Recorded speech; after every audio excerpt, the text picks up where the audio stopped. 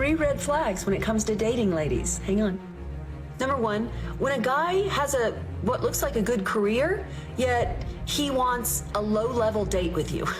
Coffee, walking, can't make a plan. That's a huge red flag for a man that should be having his life together, all right? If you are gonna get married, I'm gonna tell you what to do from a divorce day. Everyone thinks prenups are bad. It can save you, babe. If your man wants you to be a stay-at-home mom, and he's like, oh, I'll pay you X, Y, and Z allowance for the rest of your life, ask him to put it on paper. Okay, if you're gonna give me X, Y, and Z, put it on paper for when we divorce, babe. If not only to protect my assets and the money I make, my 401k, to also protect the promises that he makes in the love bombing phase. There are just some things I'm not willing to put up with as a 36-year-old single mom. Hello there. Hello there. I'm your dating and relationship coach for divorced women and women who have ended toxic relationships. They should be doing all of that. That's how you determine if someone is really interested in you. They would do all of the pursuing, especially if you are the queen. You should not be doing anything. I'm in my 20s, I'm divorced, and I'm back in the dating scene. Shut up! Shut up! Shut up! Shut up!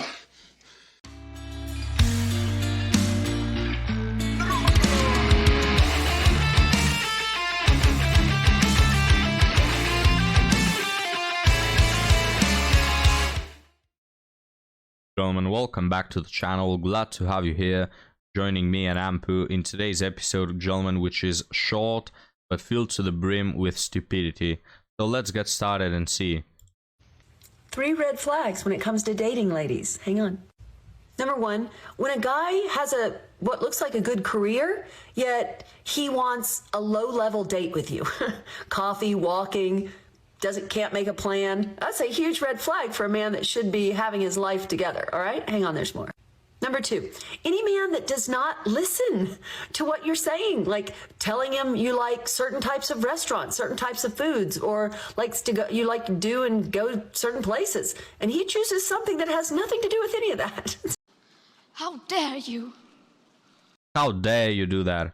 So look, guys, first and second point can be summarized by saying he's not willing to pay enough for a woman he just saw, in this case in her 40s.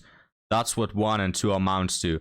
The first one is you supposedly have a great job, because otherwise I wouldn't be dating you in the first place. So why are you not willing to open that wallet, you know, when we go on a date? What do you mean a coffee date? What do you mean going you know, through the park? We're not here to talk. We're not here to get to know each other. We're here so you pay money to me, right? And the second one is I told him I like this 5-star restaurant, which is extremely expensive, but he didn't decide to take me there. Red flag. Hang on, I got one more. The last red flag is when a guy acts like he's into you. He's saying and doing all the right things, but he's not making time for you. He, for some reason, doesn't have time to get together on a date. He keeps messaging or he keeps calling. No, no, no, ladies, that is not good enough. This is where, if you were working with me in my program, I'd say, pull the plug, all right? You ladies have to draw your line in the sand a little more often and raise your standards, all right? I hope it. I love it, guys. A woman close to 50 saying you have to raise your standards, and she's a dating coach, but yet single. You can't make it up, guys. It's always the same thing. It seems like a joke, right? But it's not a joke. It's the reality that we live in, sadly. So this woman, we can see the results of being so entitled. And, you know, someone out there might say, but Hiran, isn't this what you expect out of women? You know, to be traditional, to don't spread their legs before, you know, the guy shows interest. Well, you know, in theory, but this woman, first off, she needs money to even get to know the guy, right? It's like you have to pay a certain amount to get to know me. That is not love. That is just thirst for money, right? That is just being greedy. So, no thank you. Second off, she's 40, 50, I don't even know, guys. I'm not around that age group. I don't know if this woman, she could be 60, I have no idea. But she's old, right? She's an old hag, and she's still single. Being a dating coach, just pathetic life choices. And she's still single, which speaks about her a lot. And then, the standards, I would understand, like, the most beautiful girl in a certain area, having these standards that the guy has to be this and that, not involving greed, of course, but, you know, high standards. But guys, not every woman is entitled to having high standards, because you're not putting anything to the table, right? You're not bringing anything to the table, yet you have unrealistic standards. This is not the sort of healthy standards and expectations that women should have. It helps. Every time I talk to married women, without fail, 90% of them are like, don't get... If you are going to get married, I'm going to tell you what to do from a divorcee. So you know all those things your man promises you in the beginning? Like, oh, baby, if I don't want to be with you, I'll still give you the house. Put it on paper. Put all that in your prenup. Everyone thinks prenups are bad. It can save you, babe. If your man wants you to be a stay-at-home mom and he's like, oh, I'll pay you X, Y, and Z allowance for the rest of your life, ask him to put it on paper. Okay, if you're going to give me X, Y, and Z, put it on paper for when we divorce, babe. If I were to get married again, that's 100% what I would do. Not only to protect my assets and the money I make, my 401k, to also protect the promises that he makes in the love bombing phase. Yeah, so this woman basically saying that, and then why is Ampu smiling? Ampu, why are you smiling at this cringe video? So this woman basically saying that, look, you know, men, they are liars, they are cheaters, they will tell you one thing, but then they leave you in the dust. First off, I can assure you this man didn't leave, he got kicked out. Second, the irony in this video is extremely big, because you see, this woman is whining, I need a document, because men lie. They tell you one thing, they promise you one thing, but they don't do it. Well, we should also talk about how you said the words, till death do its part, but then it turned out it's not till death do its part. It's still, I don't feel good with myself, and I, you know, I throw that upon you. I feel that the spark is gone. I feel that the child next door is better. I compare you all the time and find you lacking. I just don't feel that this is, you know, at my level. I need something more, right? This is not till death do its part.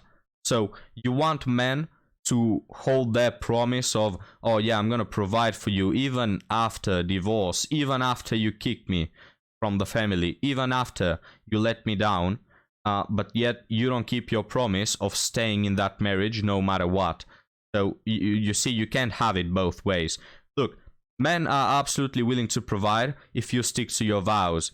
If you don't leave the marriage, men should provide and should take care of you. But the moment you leave that marriage, madam, you've broken the contract, right? You're not entitled to men's providing anymore. There's nothing wrong with a prenup, and they can actually save your whole ass life. If I could go back and do a prenup, I would. Yeah, of course she will, guys, because she only cares about the money. She's not in a marriage, but she's already talking about divorce. Like, the first thing that this woman thinks is about the divorce. And she expects men to walk into a marriage with her, who she's already thinking about divorce right from the get-go, before the first date. And then she expects you to provide anything, no matter what. No matter what happens, just provide. Yeah, such a good deal. Imagine you go to a new job and they tell you, look, here is the contract you have to sign. It says that no matter what happens, no matter if you quit, no matter if we, you know, unemploy you, you will still have to show up to work. Yeah, that's right. Even if we kick you from this job, you still have to show to work without getting a compensation. I don't know, guys. Sounds like a bad deal to me. And there are just some things I'm not willing to put up with as a 36-year-old single mom. Here are 2 things I've learned about myself after ending a 14-year relationship. Let me preface by saying the last time I chose a partner, I was 18. I'm 36 now. The first thing that I've learned is I thought that I was so healed that I was ready to date. The reality is I thought I was healed, but I wasn't. I was in such self-isolation that I wasn't even giving myself an opportunity for anyone to trigger me. The wildest part is what the person said wasn't even that serious, and I needed to figure out immediately what it was that triggered me and why it triggered me. Hence, having to talk to my therapist. I know she's sick and tired of me, y'all, but go to therapy. Highly recommend.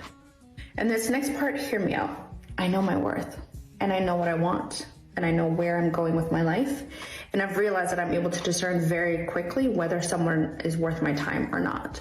I've also learned to love myself in a different way, and by loving myself in a newfound way that I didn't really understand or know in my 20s, I'm able to discern very quickly whether or not I should be going on a date with someone, if we're going to connect, and if it should be platonic or not. Hello there.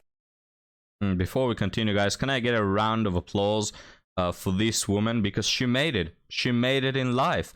She's won at everything. She can discern between good and bad men. She knows her worth. She loves herself. Everything is in order. You know, the therapy sessions have paid out. She's, you know, level God right now. She's close to achieving divinity. This is how good she is. You know, when women tell me on these videos that I am divorced, but now I know my worth. I am a single mother at 30, 40, but now I know what to look for. It's like a person who lost everything and he lives under a bridge and he tells me, now I know the value of money. Now I know how to handle my finances. It's so pathetic. You're a single mother. Of course, you kicked your husband as well. Just another case of a woman leaving a marriage. Nothing new under the sun. And now, guys, that she's a single mother, close to 40. Now she knows what she wants. Look, it's not that hard. There are plenty of women, especially back in the days. There were plenty of women who got married at 20 and stayed in that marriage forever. It's not this extremely hard thing which you need, you know, 30 years of your cognitive life to figure out. No, guys, it's not that hard. It's not about being intelligent or wise. It's rather about having morals and being a good person. And you can achieve that at 20, absolutely. Going to connect, and if it should be platonic or not. Hello there. I'm your dating and relationship coach for divorced women and women who have ended toxic relationships. If you are the queen and you are dating, then allow them to pursue you. You do not have to call first. You do not have to text first. You do not have to even ask for the number first. They should be doing all of that. That's how you determine if someone is really interested in you. They would do all of the pursuing, especially if you are the queen. You should not be doing anything besides sitting back, crossing your legs, and listening. They can be fine, baby. I don't care if they are the finest person in the room. Should not be pursuing anything. You do not have to ask, when are we going on our next date? Why should you have to ask that? If they are wanting to go on a date with you, they will let you know. But keep it moving, keep it pressing. You'll know when you need to keep walking. Yeah, so basically we needed 2 minutes to tell the advice. The famous advice of, if he wanted to, he would. One of my favorite phrases. I think it was Socrates who came out with it. Extremely wise, deep, profound statement. But she says in the beginning, the way you weed out the guys who are not interested and who do not like you is by waiting for them to show interest. They have to text you. They have to call you. They have to ask for your number. This is how you know. Well, that works for literally no one. Let me explain why. First off, like 90% of dudes are going to do that right away. You know, simps are going to do that, yet you don't go out with simps. So when does this rule apply? This is all men do. Ask for your number, buy you a drink, show interest in you. This is what all men do. What weeding out is that doing? Second of, chads also do that because they have learned to play the game, you know. And if some chad is interested in you, even though you may be way beneath his league, he might be bored, whatever. He might be willing to play the game. So he's going to tell all those sweet stories. It's how chads work, right? And these women get so infatuated. He showed me attention. He asked for my number. He was so romantic. He was a nice guy.